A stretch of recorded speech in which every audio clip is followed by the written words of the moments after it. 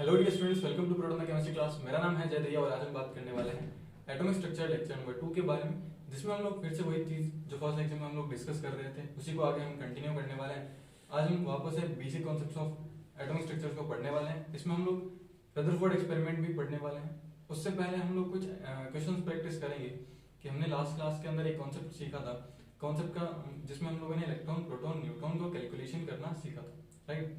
आज हम लोग उसी को आगे कंटिन्यू करेंगे और जो मैंने आपको लास्ट क्लास में होमवर्क के लिए दिए थे कुछ एग्जांपल्स, आई होप आप लोगों ने किए होंगे और आप लोगों ने कमेंट भी किए होंगे। एंड अगर आप लोगों ने नहीं उसको प्रैक्टिस किया तो प्लीज उसको जरूर से जरूर प्रैक्टिस करना। और अगर आप लोग इस वीडियो पर नए हो, आप लोगों के लिए फर्स्ट वीडियो है, तो पहले जाकर के आप लोग प्रीवियस लेक्चर देख सकते हो, जिससे आप लोगों को ये सेकंड लेक्चर जो है वो इजीली समझ में आ जाएगा। आपको 11th का पूरा एटॉमिक स्ट्रक्चर कंप्लीट मिलेगा, ठीक है। तो इसके लिए आपको क्या करना है, इसके लिए आपको प्रोटॉन द केमिस्ट्री क्लास को सब्सक्राइब करना है, पास में जो बेल आइकन है उसको प्रेस करना है, ताकि आने वाले जो लेक्चर्स होंगे वो आप मिस ना करो, इजीली ज्वाइन कर सकें, राइट। तो देखो, सबसे पहले अपन बात करते हैं, ये आपको एग्जाम्पल दिए गए थे। इस एग्जाम्पल को आप लोगों ने प्रैक्टिस किया होगा घर पे एंड आंसर भी कैलकुलेट किया होगा, राइट। एक एक को हम लोग सॉल्व करने वाले हैं पहले, उसके बाद में हम लोग कुछ और नए क्वेश्चंस देखने वाले हैं इसी से रिलेटेड। फिर हम बात करेंगे रदरफोर्ड एक्सपेरिमेंट के बारे में, जो कि एक प्रैक्टिकल एविडेंस पर बेस्ड था, है ना, पूरा का पूरा प्रैक्टिकल किया गया था। और उसने किस किस तरीके से एटम के इंटरनल स्ट्रक्चर के बारे में हमें बताया था, क्या क्या इन्फॉर्मेशन हमें मिलती है एटॉमिक स्ट्रक्चर की, एटम की जो स्ट्रक्चर होती है उसकी, ठीक है, रदरफोर्ड के हेल्प मतलब एक्सपेरिमेंट से। चलिए सबसे पहले हम देखते हैं, ये जो हमें फर्स्ट दे रखा है CO2, CO2 के अंदर ये आपको क्या दे रखा है, ये एक कंपाउंड दे रखा है, आप बोल सकते हो इसमें कार्बन भी है और ऑक्सीजन है। ये इसमें अलग अलग आपके पास में क्या है, दो आपके पास में एटम है, एक कार्बन का एटम है और एक ऑक्सीजन के, दो ऑक्सीजन के एटम। सिंपल आपको क्या करना है, इसमें आपको सबसे पहले दोनों को अलग अलग निकालना है, फिर आप इसको इजीली निकाल सकते हो, ठीक। कैलकुलेशन पार्ट रहेगा, तो मैं आपको कॉन्सेप्ट समझा रहा हूँ, कैलकुलेशन पार्ट आप लोग खुद से कर सकते हैं। देखो, कार्बन को अगर हम कैलकुलेट करें तो बताओ, कार्बन में नंबर ऑफ कार्बन का अगर हम देखेंगे, देखो मैं इधर आ जाता हूँ, देखिए कार्बन का अगर हम देखें, इसी को अगर हम देखें तो हमारे पास में कार्बन है एंड ऑक्सीजन। कार्बन होता है 612, ऑक्सीजन होता है 816, ठीक। इसके अंदर अगर हम प्रोटॉन, न्यूट्रॉन एंड इलेक्ट्रॉन की अगर हम बात करें तो बताओ, प्रोटॉन कितने हो जाएंगे 6, न्यूट्रॉन कितने हो जाएंगे 6, इलेक्ट्रॉन कितने हो जाएंगे 6। ऑक्सीजन की अगर हम बात करें तो बताओ, ऑक्सीजन के अंदर प्रोटॉन, न्यूट्रॉन एंड इलेक्ट्रॉन कितने हो जाएंगे, ऑक्सीजन में भी कितने हो जाएंगे 8, इसमें भी 8 और इसमें भी 8। ध्यान दें कि यहाँ पर हमारे पास में ऑक्सीजन कितने हैं, ऑक्सीजन 2 है, तो इन सबको हम किससे मल्टीप्लाई कर देंगे, 2 से मल्टीप्लाई कर देंगे, तो ये कितना आ जाएगा, ये आ जाएगा 16, ये भी आ जाएगा 16, ये भी कितना आ जाएगा 16, ठीक। अब आप दोनों को ऐड करेंगे तो ये लगभग कितना आ जाएगा आपका, तो ये आ जाएगा आपका 24 के आसपास आ जाएगा, है ना, 22 के आसपास आ जाएगा। तो 22, ये भी 22 आ जाएगा और ये भी क्या आ जाएगा 22 आ जाएगा, ठीक। इस तरीके से अपन लोग कर सकते हैं। फिर आपको अगर फंडामेंटल पार्टिकल पूछे जाए तो फंडामेंटल पार्टिकल में आप लोग क्या कर सकते हो, प्रोटॉन, न्यूट्रॉन एंड इलेक्ट्रॉन को ऐड कर सकते हो, तो आप फंडामेंटल पार्टिकल कैलकुलेट कर सकते हैं, राइट। इसी तरीके से हम लोग फास्फोरस का भी कैलकुलेट कर सकते हैं। फास्फोरस का कैलकुलेट करने के लिए हमें क्या पता होना चाहिए, हमें फास्फोरस का atomic number and atomic weight पता होना चाहिए, राइट।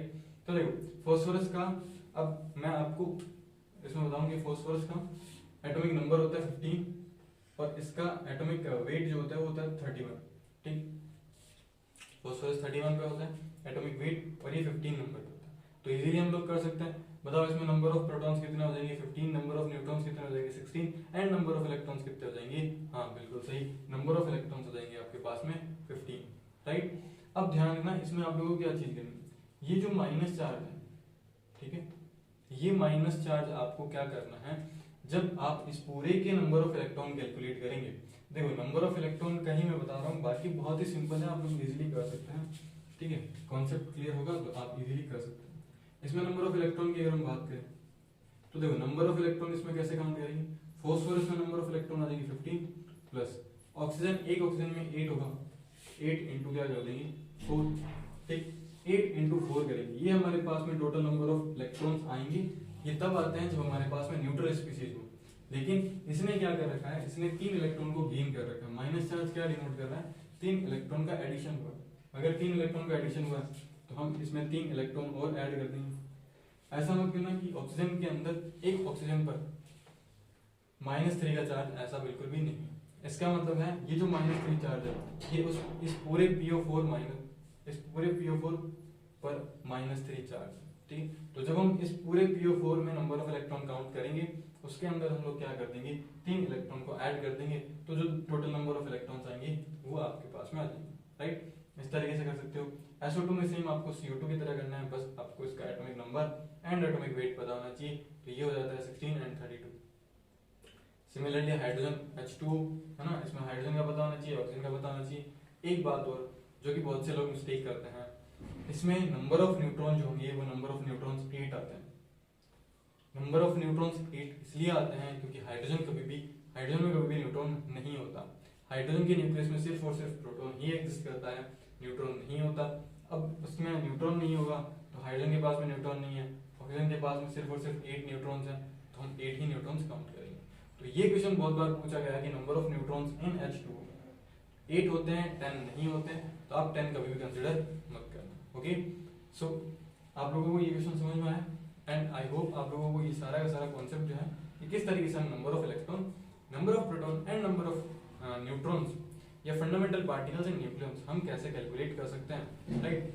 अब हम मूव करते हैं नेक्स्ट टाइप के क्वेश्चंस पर। तब तक आप इनको सॉल्व करो, अच्छे से तरीके से सॉल्व करो, आंसर कैलकुलेट करो। आंसर कैलकुलेट करके मुझे कमेंट बॉक्स में जरूर बताना कि आप लोगों के आंसर सही आए हैं या नहीं, राइट। तो आप इसको कॉपी करो, फिर हम मूव करते हैं अपने नेक्स्ट क्वेश्चन पर। ओके, सो अब हम बात करते हैं नेक्स्ट क्वेश्चन पर। देखो नेक्स्ट क्वेश्चन आपको ये दे रखा है, मैंने लैंग्वेज नहीं लिखी है, मतलब सीधा लिखा है, मैं लैंग्वेज आपको एक्सप्लेन करूंगा। क्वेश्चन आपको ये दे रखा है कि आपको एक एलिमेंट है उसका आयन दे रखा है, ठीक। आपके पास में क्या है, एक एलिमेंट है उसका हमें आयन दे रखा है, x+2 आयन हमारे पास में दे रखा है। इस x+2 आयन में नंबर ऑफ इलेक्ट्रॉन्स आपको कितने दे रखे हैं, 12 नंबर ऑफ इलेक्ट्रॉन्स आपको दिए गए हैं। आपको ये पूछा गया है कि इसी एलिमेंट के जो हमारे पास में डिफरेंट टाइप के जो आयन्स हैं, इसके अंदर आपको number of protons and number of neutron electrons calculate करना है, राइट। देखो कैसे करेंगे इसको, आप लोग ट्राई करो। अगर आप लोग खुद से करना चाहते हो तो वीडियो को पॉज करके आप लोग ट्राई कर सकते हो, ठीक। तो स्टार्ट करते हैं आज का वापस। देखिए इस क्वेश्चन को स्टार्ट करते हैं, कैसे सॉल्व करेंगे हम लोग। देखिए पहले अगर हम बात करें कि हमारे पास में जो एलिमेंट है वो कौन सा एलिमेंट है, एलिमेंट आपको दे रखा है x, जो कि डायरेक्टली नहीं बोला गया, मतलब इनडायरेक्टली x एलिमेंट है। इस x एलिमेंट के अंदर हमें कौन सा दिया गया है, x+2 दिया गया है। इस x+2 के अंदर नंबर ऑफ इलेक्ट्रॉन कितने हैं, इस x+2 के अंदर नंबर ऑफ इलेक्ट्रॉन कितने हैं, 12 इलेक्ट्रॉन। और इसी के हमें क्या करने हैं, हमें अलग अलग आयन दे रखे हैं, एक तो दे रखा है x-2 दे रखा है, x दे रखा है, x+5 दे रखा है और x-5 दे रखा है, ठीक। तो बहुत ही सिंपल है। देखें अगर x+2 में नंबर ऑफ इलेक्ट्रॉन 12 है, x+2 में नंबर ऑफ इलेक्ट्रॉन अगर 12 है, तो सोच के देखें कि अगर ये न्यूट्रल स्पीशीज होती, मतलब x+2 का मीनिंग क्या है, x+2 का मीनिंग है कि इसने 2 इलेक्ट्रॉन रिलीज कर रखे हैं। तो अगर इसने 2 इलेक्ट्रॉन रिलीज कर रखे हैं तो न्यूट्रल स्पीशीज में बताओ कितने इलेक्ट्रॉन होंगे, बिल्कुल सही। तो इसमें न्यूट्रल स्पीशीज में हम लोग पहले निकाल लेते हैं, तो न्यूट्रल स्पीशीज में 14 हो जाएंगे, ठीक। न्यूट्रल स्पीशीज में कितने हो जाएंगे, 14 हो जाएंगे। अब हमें प्रोटॉन की बात करनी है, तो बताओ प्रोटॉन्स कितने होंगे। तो देखो जितने नंबर ऑफ इलेक्ट्रॉन्स होंगे उतने नंबर ऑफ क्या हो जाएंगे, प्रोटॉन्स हो जाएंगे। तो ये हो गया, सब में प्रोटॉन तो कितने होंगे, बराबर होंगे। ऐसा तो नहीं होगा कि प्रोटॉन के नंबर चेंज हो जाएंगे, बिल्कुल भी नहीं। x-2 बताओ, यहाँ पे 14 है, इसने 2 इलेक्ट्रॉन एक्सेप्ट करे तो कितना हो जाएगा, 16। x+5 है, तो 14 में से अगर आप 5 माइनस कर देते हैं तो कितना बचता है, 9 बचता है। 14 में आप 5 को ऐड करवा रहे हैं क्योंकि माइनस चार्ज है, माइनस चार्ज का मीनिंग होता है इलेक्ट्रॉन ऐड हुए हैं। तो 14 में अगर हम +5 ऐड करते हैं तो ये लगभग हो जाता है आपका 90, ठीक। तो इस टाइप के क्वेश्चंस भी आपको बहुत बार पूछे जा सकते हैं कि आपको एक एलिमेंट दे रखा होगा, उसका कोई एक आयन दे करके या आपको एक मॉलिक्यूल दे करके उसका आयन दे रखा हो, उसके अंदर भी आप लोग क्या कर सकते हो, उसके अंदर भी number of electron and number of protons calculate कर सकते हैं, राइट। तो आपको ये क्वेश्चन समझ में आया होगा, राइट। आप इसको कॉपी करो, फिर हम मूव करते हैं नेक्स्ट टाइप के क्वेश्चंस के बारे में। ओके, तो अब हम बात करते हैं नेक्स्ट टाइप के क्वेश्चंस के बारे में। इस टाइप के क्वेश्चंस भी आपसे बहुत बार पूछे जा सकते हैं। देखो क्वेश्चन क्या दे रखा है आपको, क्वेश्चन ये दे रखा है कि एक एलिमेंट y है, इस एलिमेंट y का एटॉमिक वेट आपको कितना दे रखा है, 31 दे रखा है, ठीक। इसके अंदर आपको रिलेशन दे रखा है कि प्रोटॉन और न्यूट्रॉन के बीच का जो रिलेशन है, यानी इस y एलिमेंट के अंदर द नंबर ऑफ न्यूट्रॉन जो है वो एक ज्यादा है प्रोटॉन की कंपैरिजन में, है ना, प्रोटॉन के रेस्पेक्ट में। भाई यही रिलेशन बोल रहे हैं, n is equal to p plus n। इसका मतलब क्या होगा कि जो नंबर ऑफ प्रोटॉन्स होंगे उससे एक ज्यादा हो जाएगा न्यूट्रॉन के नंबर, राइट। ये रिलेशन आपको दे रखा है, आपको फाइंड आउट करना है, find out the number of protons and number of neutrons in Y2 molecule. ठीक है, तो Y2 फॉर्म के अंदर आपको क्या करना है, प्रोटॉन एंड न्यूट्रॉन को कैलकुलेट करना है। तो सबसे पहले अपन देखते हैं कि देखो आपको एलिमेंट Y दे रखा है, इसका एटॉमिक नंबर कितना है 31, ये आपको किस में कन्वर्ट करवाना है, Y2 के अंदर कन्वर्ट करवाना है। सबसे पहले अगर हम बात करें कि हमें रिलेशन दे रखा था n is equal to p plus 1, ठीक, क्या दे रखा था n is equal to p plus 1। तो देखिए अगर हम इसके अंदर हम देखें कि नंबर ऑफ प्रोटॉन्स और नंबर ऑफ न्यूट्रॉन्स क्या है, क्या हम ये बोल सकते हैं कि a इज इक्वल टू क्या होता है 31, बोल सकते हैं। देखो ये हमें क्या दे रखा है, a दे रखा है, a होता है 31, a को आप लिख सकते हो न्यूट्रॉन प्लस प्रोटॉन, लिख सकते हैं। a को हम क्या लिख सकते हैं, न्यूट्रॉन प्लस प्रोटॉन लिख सकते हैं, ठीक। न्यूट्रॉन की जगह आप लोग क्या लिख सकते हो, p प्लस n लिख सकते हैं। तो a इज इक्वल टू क्या हो जाएगा, न्यूट्रॉन प्लस प्रोटॉन था हमारे पास में, ये इक्वेशन थी।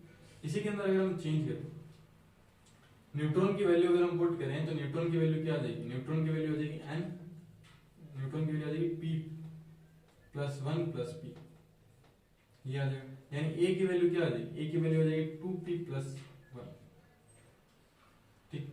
अब देखो a कितना है हमारे पास में, a है 31 is equal to 2p plus कितना आ जाएगा 1, इस 1 को इस साइड भेज देंगे तो बताओ 30 इज इक्वल टू क्या आ जाएगा 2p।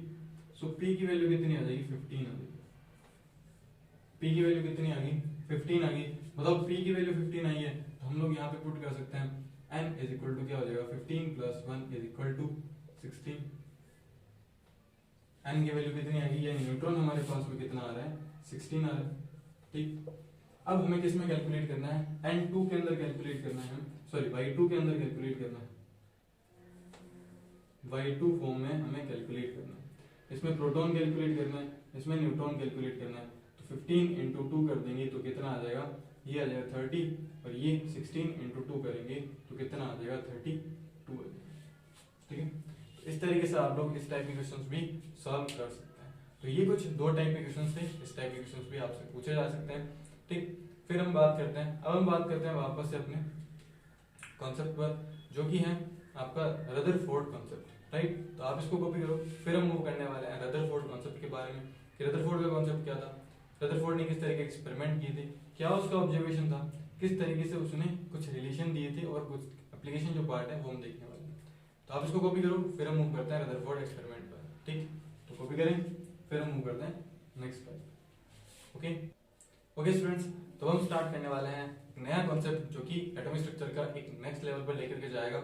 इसके अंदर हमें बहुत सारी चीजें सीखने को मिलेगी। हम ये देखेंगे कि जो एटम के अंदर इंटरनल स्ट्रक्चर्स होती है, किस तरीके से proton, neutron and electron exist करता है, किस तरीके से पूरा सिस्टम होता है, वो हम देखने वाले हैं, ठीक है। तो देखते हैं पहले किस तरीके से रदरफोर्ड ने अपना एक्सपेरिमेंट कंडक्ट करा था, और उसके बेसिस पर उसने क्या क्या ऑब्जर्वेशन देखी, क्या क्या उसने रिजल्ट निकाले, ठीक है, और फाइनल रिजल्ट कैसा आता है, क्या इसके ड्रॉबैक थे, वो हम देखने वाले हैं, राइट। तो सबसे पहले अपन देखते हैं रदरफोर्ड का एक्सपेरिमेंट। इस एक्सपेरिमेंट को हम लोग अल्फा स्कैटरिंग एक्सपेरिमेंट भी बोलते हैं, या फिर गोल्ड फॉइल एक्सपेरिमेंट भी बोलते हैं। इसके अलग अलग डिफरेंट डिफरेंट नाम्स हैं। सबसे पहले इसका सेटअप देखते हैं कि किस तरीके से इसने सेटअप बिल्ड किया था और किस तरीके से एक्सपेरिमेंट कंडक्ट करवाया गया। तो देखो सबसे पहले अगर हम देखें तो इसने एक गोल्ड फॉइल ली थी, बहुत पतली साइज, हमें याद रखने की जरूरत नहीं है, साइज से रिलेटेड कोई क्वेश्चन नहीं आता, ठीक है। अलग अलग बुक्स में कई बार ये वेरी भी करता है। इसके जस्ट चारों तरफ एक सेमी सर्कुलर एक स्क्रीन लगा रखी थी, ये जेडएनएस की स्क्रीन थी, ठीक है। ये जो जेडएनएस स्क्रीन होती है ये ब्लैक कलर होती है, ब्लैक कलर की होती है, और दूसरा ये क्या होती है, फ्लोरोसेंट होती है, ठीक है। फ्लोरोसेंट का मीनिंग क्या होता है, फ्लोरोसेंट का मीनिंग होता है कि अगर इस पर कोई भी चार्ज पार्टिकल आकर के हिट करेगा तो यहाँ पर एक लाइट का स्पॉट प्रोड्यूस होता है, राइट। अब देखो इसके जस्ट फ्रंट के साइड में एक बॉक्स लगाया गया था, जो कि आपके एनसीईआरटी के अंदर कई बार मेंशन नहीं किया जाता। यहाँ पर स्लिट लगा रखी होती है, तो बात एक ही है, कोई दिक्कत नहीं। ये जो बॉक्स था, ये बॉक्स कैसा बना हुआ था, किसका था, ये लेड का बॉक्स था, ठीक है। लेड एक एलिमेंट होता है आपके पीरियोडिक टेबल के अंदर, ठीक है। तो ये बेसिकली इसका काम क्या होता है, ये रेडियो एक्टिव सब्सटेंसेस को कंट्रोल करके रखता है। जो रेडियो एक्टिव सब्सटेंसेस होते हैं उनसे जो रेडिएशन निकलती है उनको एक डायरेक्शन में डायरेक्टेड करने का इसका काम होता है, ठीक। या फिर आप ये कह सकते हो कि उन रेडिएशन को एब्जॉर्ब करने का काम करता है, उनको प्रोटेक्ट करने का काम करता है कि वो बाहर ना रिलीज हो, ठीक, ताकि उससे कोई दूसरा प्रोडक्ट जो हो वो हार्म ना हो। इसके अंदर हम लोगों ने एक रेडियो एक्टिव सब्सटेंस भर रखा था, आप कोई भी रेडियो एक्टिव सब्सटेंस ले सकते हो।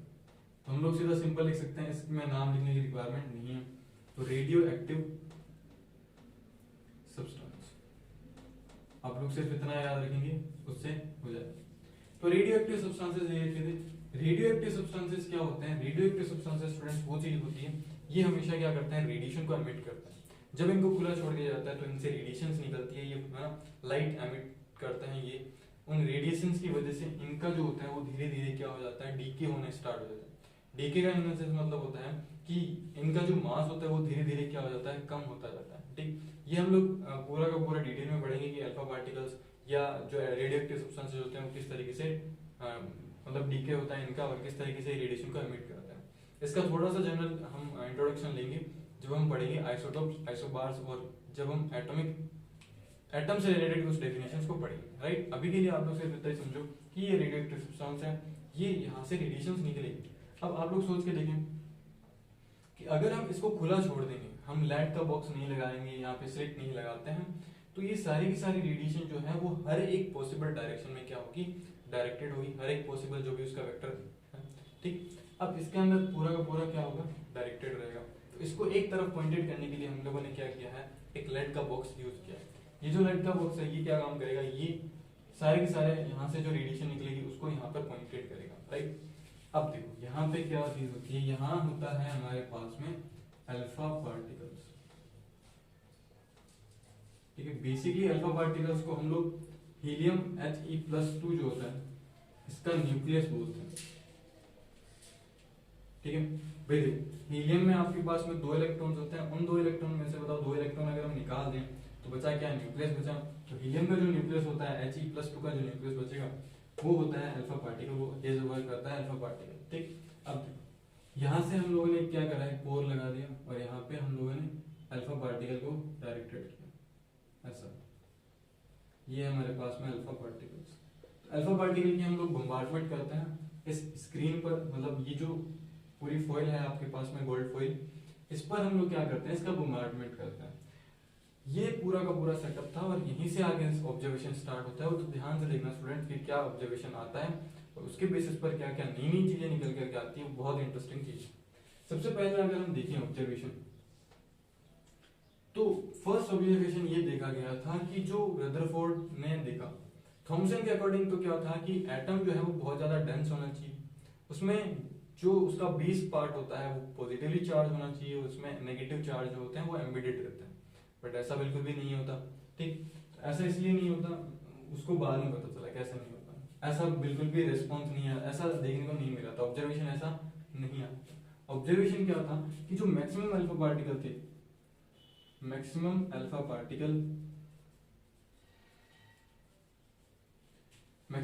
Particle went straight without any deflection,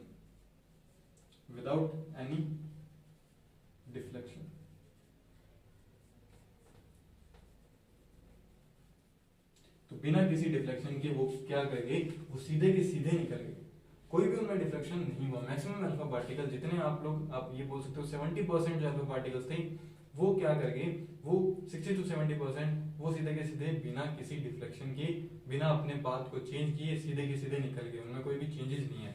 अच्छा, उसको कैसे पता चला, इसीलिए उसने ये ऑब्जर्वेशन कैसे लगा, ये जेडएनएस स्क्रीन इसी वजह से लगाई गई थी, ठीक है। तो यहाँ पर बहुत सारा बम्बार्डमेंट हो रहा था, बहुत सारे फ्लोरोसेंट मतलब बहुत सारी ग्रीन कलर की लाइट जनरेट हो रही, तो इसका मतलब एकदम सीधा सीधा वो सब चीजें आ रही है, उसमें कोई भी डिफ्लेक्शन एंगल नहीं बन रहा। सेकेंड उसका ऑब्जर्वेशन था, सेकेंड ऑब्जर्वेशन ये था कि जो कुछ अल्फा पार्टिकल्स होता है, some alpha particle deflected at small angle. तो सेकेंड ऑब्जर्वेशन क्या था कि some alpha particles deflected deflected at small angle.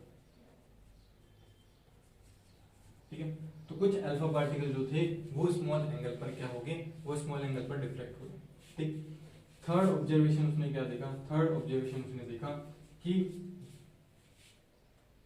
One alpha particle among 1/8 sorry या इसको among one alpha particle around one alpha particle, ऐसा लिख लेना, वन अल्फा पार्टिकल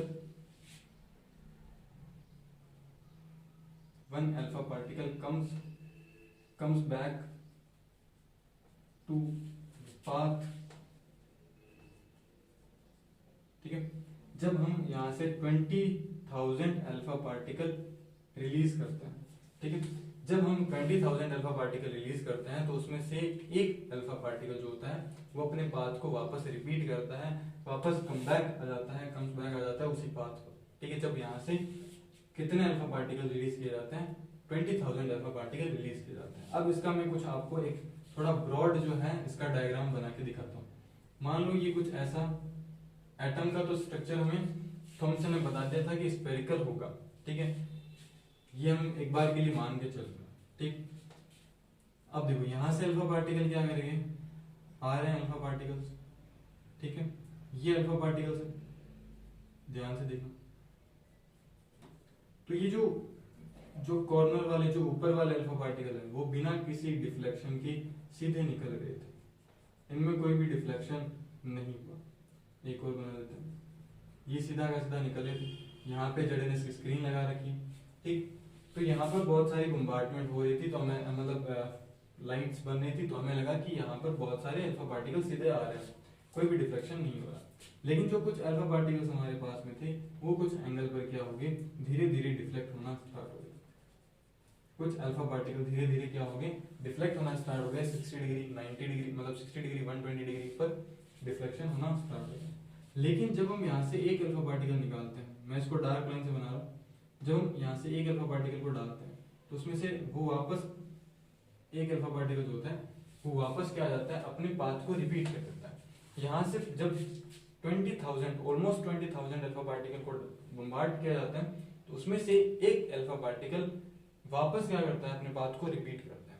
ठीक, ये इसके तीन क्या थे ऑब्जर्वेशन। इन्हीं तीन ऑब्जर्वेशन पर उसके तीन कंक्लूजन है, वो हम देखते हैं क्या कंक्लूजन है। फर्स्ट कंक्लूजन है कि जो मैक्सिमम एटम जो होता है ना, स्पेस जो होता है इसके अंदर वो क्या होता है, बहुत एम्प्टी होता है। ठीक है, तो मैक्सिमम एटम जो होता है वो क्या होता है, एम्प्टी होता है। ठीक है, आप ये बोल सकते हो इन एटम, या आप ये बोल सकते हो कि जो एटम होता है वो कैसा होता है, होलो होता है। ठीक है, यानी इसमें एम्प्टी स्पेस होता है।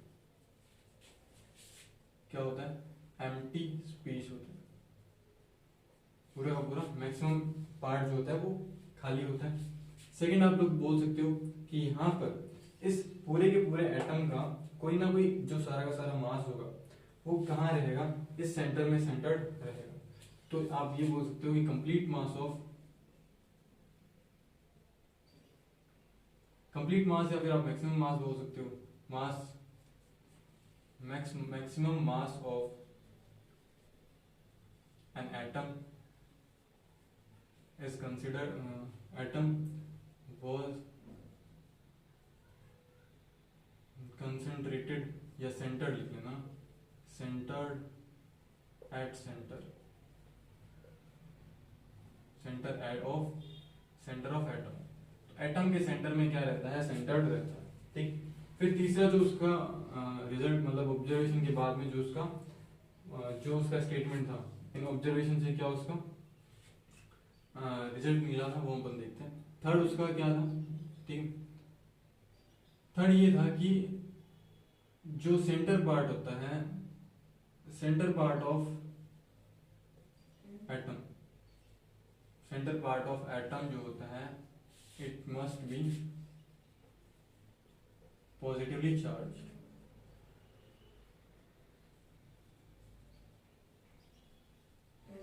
ठीक है, तो क्या होना चाहिए, पॉजिटिवली चार्ज होना चाहिए। क्यों ऐसा हुआ वो हम देखते हैं कि पॉजिटिवली चार्ज कैसे हो सकता है। देखिए अगर हम अल्फा पार्टिकल की बात करें तो अल्फा पार्टिकल पर कौन सा चार्ज होता है, अल्फा पार्टिकल पर पॉजिटिव चार्ज होता है। ठीक, अगर यहाँ से कोई भी अल्फा पार्टिकल यहाँ से स्मॉल एंगल पर डिफ्लेक्ट हो रहा है, डिफ्लेक्शन किस साइड जा रहा है, यानी कि आप ऐसा समझ के देखो कि यहाँ पर कुछ ऐसा मास होगा जो क्या कर रहा है, इन अल्फा पार्टिकल को रिपेल कर रहा है।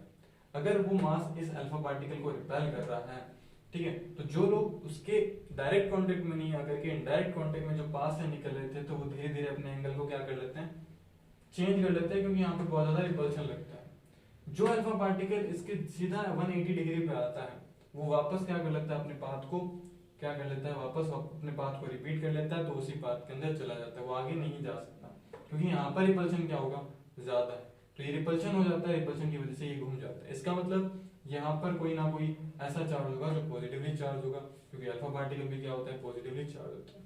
सोच के देखो कि अगर ये सारे के सारे अल्फा पार्टिकल इसके अंदर चले जाते, इसका मतलब यहाँ पे क्या होता है, नेगेटिव चार्ज होता है, बट ऐसा नहीं हुआ।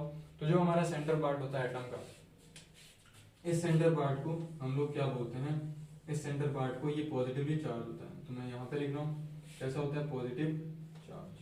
अभी तक प्रोटॉन को कंसीडर नहीं किया गया, तो ये पॉजिटिवली चार्ज होता है, और इस पॉजिटिवली चार्ज पार्टिकल को, या जो चार्ज होता है पूरा का पूरा सेंटर, इसको हम बोलते हैं न्यूक्लियस।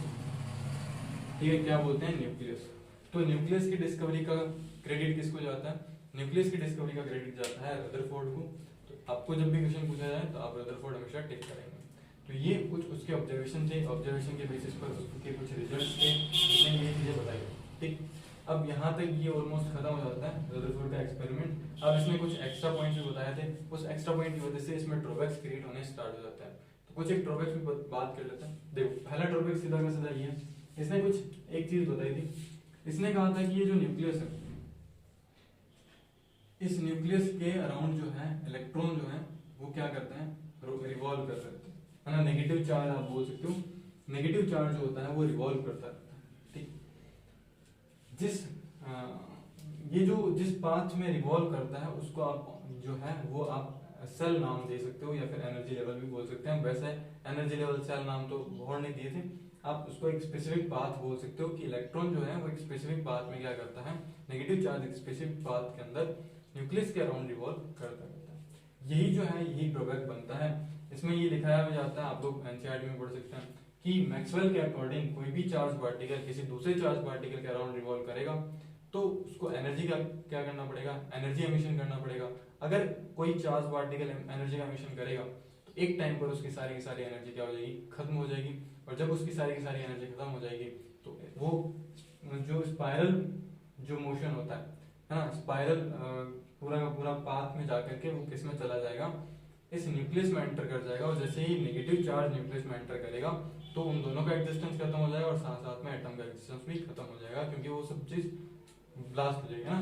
तो ये ऐसा बिल्कुल भी नहीं। अकॉर्डिंग टू आप मैक्सवेल इक्वेशन ये बोल सकते हो कि स्पाइरल पाथ के अंदर चक्कर करता करता ये किस में आ जाना चाहिए, ये न्यूक्लियस में आ जाना चाहिए, बट ऐसा बिल्कुल भी नहीं होता। इसको एक्सप्लेन नहीं कर सका रदरफोर्ड, तो यही इसका ड्रॉबैक होता है। और दूसरा ये भी जो है ये करेक्ट स्टेबिलिटी नहीं होती है एटम की। ठीक है, तो यहाँ पर हम लोग ये बोल सकते हैं कि हमने एक नई अप्रोच स्टार्ट की है। ठीक है, नई एक डायरेक्शन मिली है हमें एटॉमिक स्ट्रक्चर को पढ़ने की। ठीक है, इसके बाद में जो बोहर का एक्सपेरिमेंट आएगा वो थोड़ा इसके अंदर थोड़ा और इम्प्रूव करेगा। इसको इम्प्रूव करने के बाद हम लोग क्या करेंगे, हम लोग इस जो ये क्लासिकल मैकेनिक्स में जो चल रहे थे, देखो एटॉमिक स्ट्रक्चर को दो पार्ट में डिवाइड करा गया है। जो ये रदरफोर्ड या बोहर से तक के जो एक्सपेरिमेंट है उनको हम लोग क्लासिकल मैकेनिक्स के हेल्प से स्टडी करते हैं। बोहर के बाद में जितने भी मॉडल्स आएंगे उनको हम क्लासिकल मैकेनिक्स यूज नहीं करेंगे, वहां हम लोग क्वांटम मैकेनिक्स यूज करेंगे। तो जब हम लोग बोहर्स पढ़ लेंगे कम्प्लीटली, उसके बाद में मैं आपको बताऊंगा कि किस तरीके से क्लासिकल मैकेनिज्म यूज करी गई थी, किस तरीके से क्वांटम मैकेनिक्स यूज करी गई थी। उसके लिए हमें पहले क्या पढ़ना पड़ेगा, बोहर एक्सपेरिमेंट पढ़ना पड़ेगा। उससे भी पहले हमें ये एक्सपेरिमेंट समझना होगा। ठीक है, तो ये इतना सा एक्सपेरिमेंट था। थ्योरी जो है वो आप लोग एनसीईआरटी से पढ़ सकते हैं। ठीक है, कॉन्सेप्ट क्लियर होने के बाद में आप इजीली थ्योरी पढ़ सकते हैं। Right, okay. आपको इस पूरे के पूरे चैप्टर के नोट्स जो है वो आपको मिल जाएंगे जब पूरा का पूरा चैप्टर जो है वो कम्प्लीटली खत्म हो जाएगा। तो आपको नोट्स बनाने की रिक्वायरमेंट नहीं रहेगी। आप लोगों को तो सिर्फ क्या करना है, कॉन्सेप्ट क्लियर करना है। आपके कॉन्सेप्ट क्लियर रहेंगे तो आप इजीली किसी भी बुक को स्टडी कर सकते हो, राइट। तो ये पूरा का पूरा जो है आपके पास में रदरफोर्ड का एक्सपेरिमेंट है, आप इसको कॉपी करो, ठीक। उसके बाद में हम लोग बात करते हैं इसके एप्लीकेशन पर कि क्या क्या रदरफोर्ड के एप्लीकेशन थे और किस किस टाइप के क्वेश्चंस करे जा सकते हैं रदरफोर्ड के एप्लीकेशंस पर। तो आप इसको कॉपी करो, फिर हम आगे मूव करते हैं application part of Rutherford experiment. Okay, तो अब हम बात करते हैं application part of Rutherford experiment. तो देखो पहला एक्सपेरिमेंट जो है वो है रेडियस कैलकुलेशन।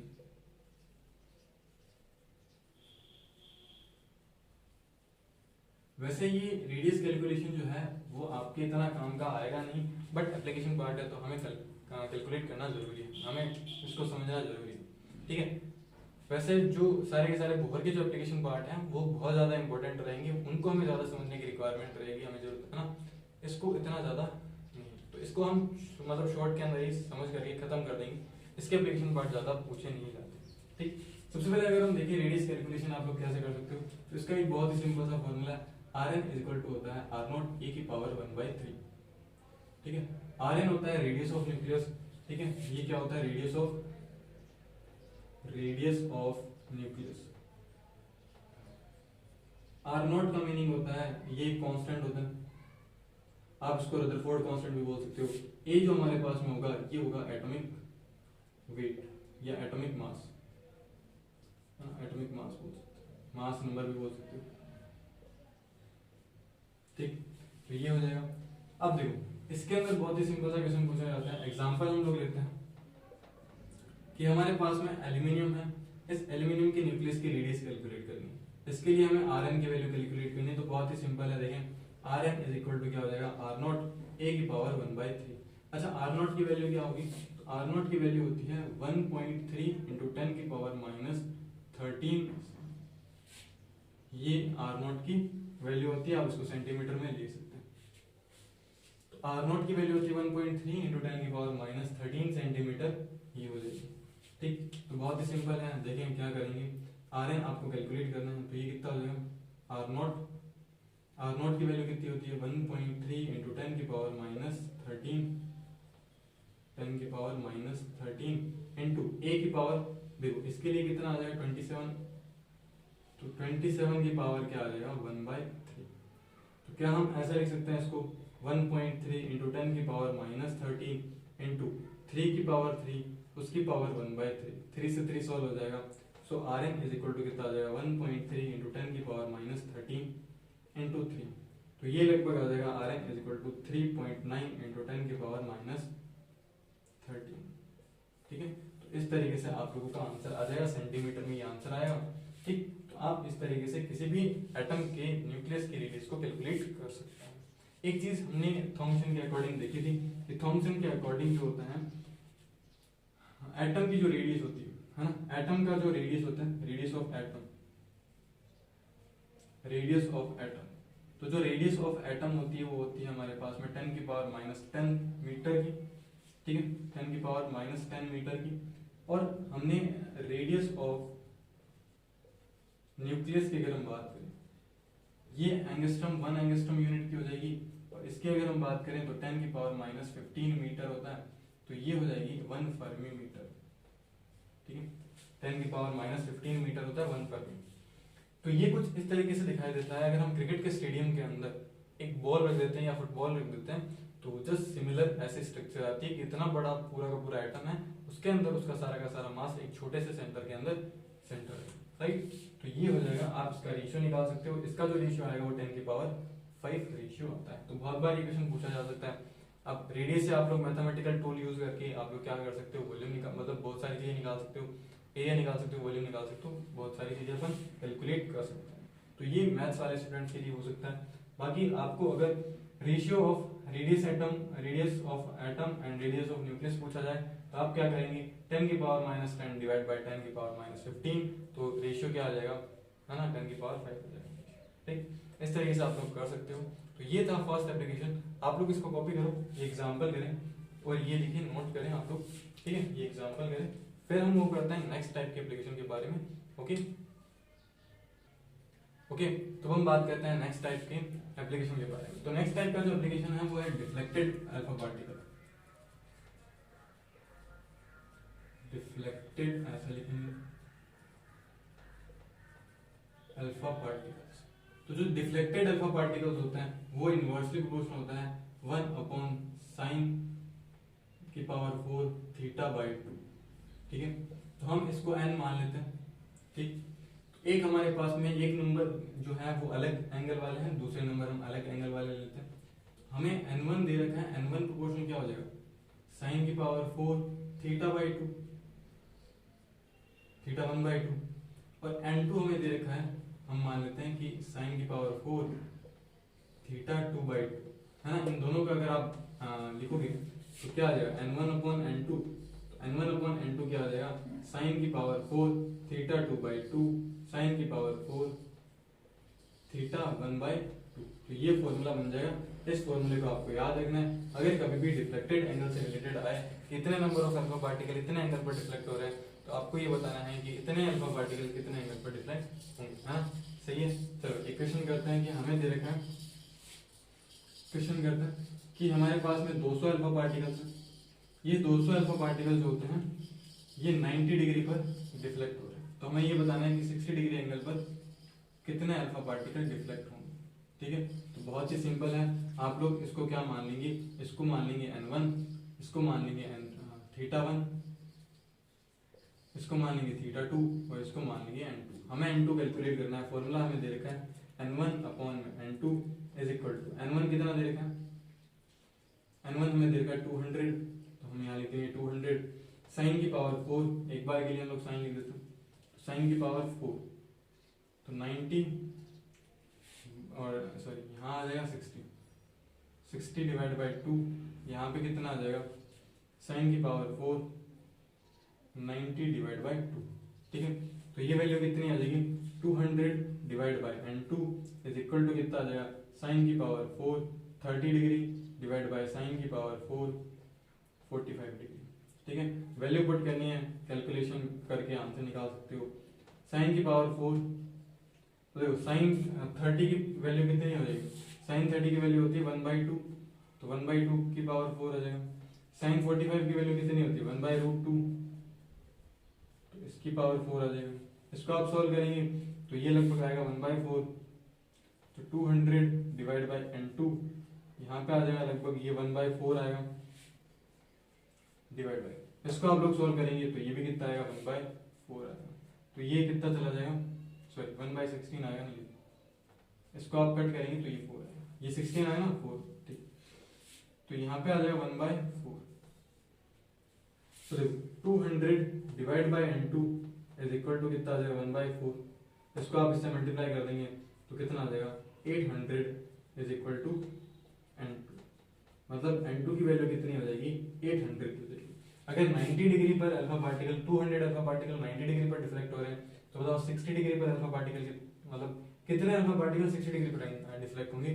तो हमारे पास में 800 अल्फा पार्टिकल्स होंगे वो 60 डिग्री पर डिफ्लेक्ट होंगे अगर हम 1000 अल्फा पार्टिकल एमिट करते हैं। ठीक है, ये 1000 अल्फा पार्टिकल का था, इस तरीके से आप लोग कर सकते हो। राइट, तो ये पूरा का पूरा रदरफोर्ड का एक्सपेरिमेंट था जिसमें हमने उसके एप्लीकेशन पार्ट भी देखी। इससे ज्यादा एप्लीकेशन पार्ट आपसे नहीं पूछे जाएंगे, ये 2 वैरायटी के एप्लीकेशन पार्ट्स आपको देखने को मिलते हैं। ठीक है, तो आज पूरा का पूरा जो है रदरफोर्ड का कॉन्सेप्ट जो है वो पूरा का पूरा कंप्लीट हो चुका है। नेक्स्ट लेक्चर में हम लोग बात करने वाले हैं बोहर एक्सपेरिमेंट के बारे में। ये कुछ चीजें हैं, बोहर एक्सपेरिमेंट को भी पढ़ने से पहले हम लोग आइसोटोप्स आइसोबार्स को डिस्कस करेंगे, उसके बाद में हम लोग बोहर्स एक्सपेरिमेंट पर जाएंगे। ठीक, तो मिलते हैं नेक्स्ट क्लास के अंदर, जिसके अंदर हम लोग बात करेंगे Bohr's experiment and isotopes and isobars, या जितने भी एटम से रिलेटेड डेफिनेशंस हैं उनको हम डिस्कस करेंगे। आई होप आप लोगों को ये लेक्चर पूरा का पूरा कंप्लीटली समझ में आया होगा। कोई भी डाउट रहता है तो आप नीचे कमेंट बॉक्स के अंदर आप कमेंट कर सकते हो, मुझे व्हाट्सअप कर सकते हो। ठीक है, व्हाट्सअप नंबर आपको नीचे कमेंट बॉक्स में दे रखा होगा। अदरवाइज आप लोग कम्युनिटी पोस्ट पर जाकर के वहां पर भी हमें अपने डाउट्स भेज सकते हैं। राइट, मिलता है नेक्स्ट क्लास के अंदर, तब तक के लिए गुड बाय। ओके।